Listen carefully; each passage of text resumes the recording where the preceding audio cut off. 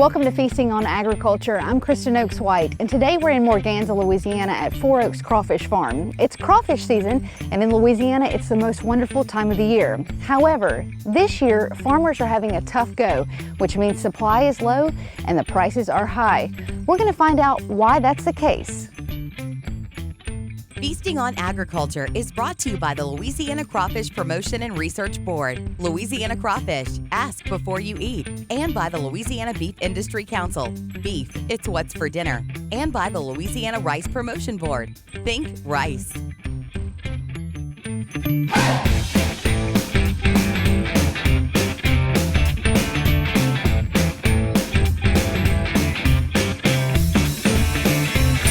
Matt, thank you so much for welcoming us back out to your crawfish farm. I've got a special guest today, Jim Anderson. He's going to be whipping up a dish Matt. with that, but he's never been to a crawfish farm, so let's show him what it's all about. Yes, ma'am. We're going to show him. We out here on the farm, and this is about 1,000 acres right here. And we're going to go get in the boats and see what we got in the trap. Go. Let's go. Look at this chicken wire. Yeah, we got hold them chickens in there. Get in there, Jim. We've got a little bit different situation going on this year in terms of crawfish season. Tell me all about it. Yeah, this is really historic what's going on with the crawfish industry this year. You know, we went through a summer that was record heat, over about 60 days of the hottest that it's ever been, and no rain. And so these crawfish are, you know, they died in a barrel. They just couldn't find water. We have whales, water whales, 15 whales on this farm, and 3 had to be extended down to go get the water to pump for them. And then that hurt the crawfish because they were looking for that water too. And they had to bury deeper, and then they had to come out. It's going to be twice as far, you know, hard for them to come out. So, yeah, really, a whole bunch different. There were how many? 3? Yeah, 3. How many? Oh, no, we normally, like right now, of that size, we would be 12, you know, something like that, 8 to 12, and that's about a pound. Nobody is really making money in this situation. The farmer got to run a half a day to catch one sack. And it doesn't matter where they're at. I'm talking about anywhere from here to Texas. It's the same story. So the dry weather has affected our crop of crawfish. The ones that we're catching, they're immature because they delayed coming out the ground, so they're immature. Well, immature crawfish will not live. They're too soft, they're vulnerable, and they get damaged and they won't live. That crawfish is not ready to catch. And I'll take one that I say Here, I'll cook him. is ready. And this is one that is Oh, he's harder, it's harder, and I could still push on it, but it's hard. He's all right. That's a crawfish I wouldn't mind catching. We do think that we could salvage something. Yeah. But it's not going to be a lot, and because we're going to need those crawfish to reseed different ponds that aren't showing up to have crawfish. See, you have a water table.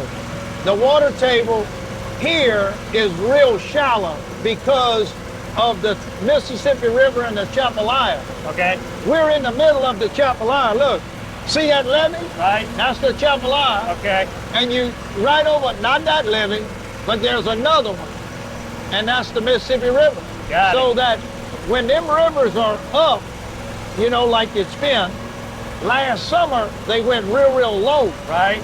So there went our water table. Okay. And it hurt our crawfish. I'm not predicting that we're not going to have any crawfish, but whatever we have is going to be significantly less than what we did last year, for sure. And it may affect us next year. That's another concern to everybody. So if you get your hands on some this year, count your blessings. Yeah, if you could find them, and hopefully they live. You know, they're not, half of them are not dead in a sack, because that's going to be big this year. They're real soft. They're immature. and we need more time, you know, because of the cold weather that we had. So it's been a unique thing. But look, the crawfish been around way longer than we have, and they survived all of them years. They'll be here sooner or later. When we come back, Chef Jim Anderson is going to head into the kitchen and we're going to whip up some of these crawfish in a very creative dish you don't want to miss. Stay with us.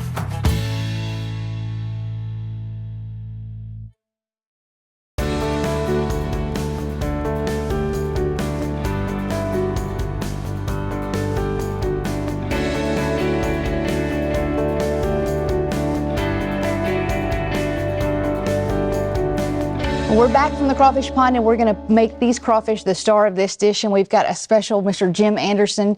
And Jim, I have to give a little backstory. We met when you were running your taco truck outside of the brewery, and I have discovered the time that I've known you that you are one of the most creative and hardest working chefs in the Miss Lou.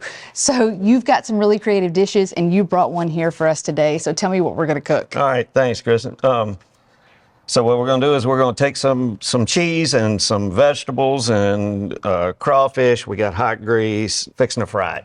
Watch. Okay, going to take it. Put me to work. Okay, here's what you're going to do. Let's give you these 2 plates here. I'm going to take these here. I'm going to give you that. That is our eggplant. We're going to do an egg bath, right? See, well, I'm going to take this right here, which is sausage. Okay. Italian sausage, and we got some fresh mozzarella peppers. Okay. Bell peppers, yeah, all the good stuff. All that good stuff. Okay, we're going to dump it in there like that with that fresh mozz. Here we go. Here's some butter. Okay. Into a skillet. All right, then we're going to take some. This is tomatoes and onion. This is going to be the smoked tomato cream sauce. I'm sorry. All right, so what you're going to do, I'm just showing you what we're going to do. Okay. You can do it on that plate. We're going to flatten this down like that, and then we roll. And then if you take this rosemary and just pull it, start at the top. Wrong pot right there. No stems, right? No stems. Just start at the top and wing it down. They're coming behind you. Okay. Yes, Chef. Let's see what this does. Scoot that over a little bit. Okay. Is we got some heavy cream. And you'll dump the crawfish tails in this for me. Okay. Just right here, see these tails? Yeah. Mm-hmm. Dump them in that. Which one? Right here. Okay. All right. And then we just put just a little bit of cream in there, and we'll set this back. Stir that around on this other side. Okay. Just stir that for me and keep it going.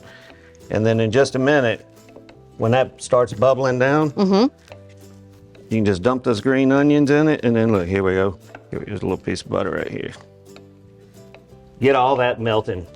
And it's reducing down to a nice. It's reducing down, cream sauce. Correct.